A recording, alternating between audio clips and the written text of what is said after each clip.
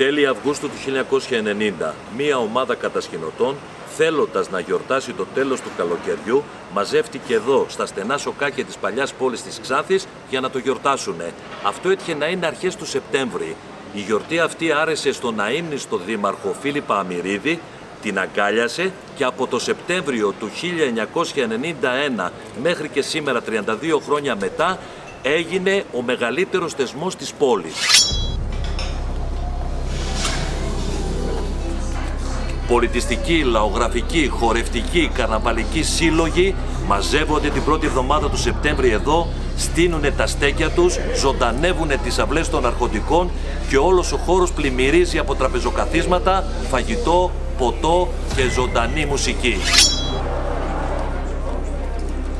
Στο εξαιρετικό αρχοντικό της Δημοτικής Πινακοθήκης, νέοι καλλιτέχνες παρουσιάζουν τα έργα τους. Το αρχοντικό της ΦΕΞ, όπου στεγάζεται το Λαογραφικό Μουσείο Ξάνθης. Πλατεία Μητροπόλεως. Σε αυτό ακριβώς το σημείο στείνεται η κεντρική σκηνή των εορτών, όπου πραγματοποιούνται οι συναυλίες.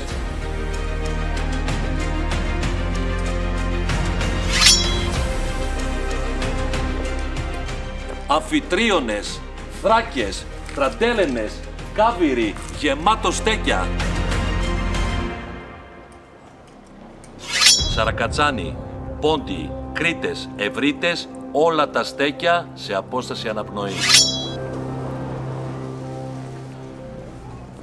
Μύρισε ζάχαρη το σπίτι του Αμφέραου για καλό σιροπιαστό.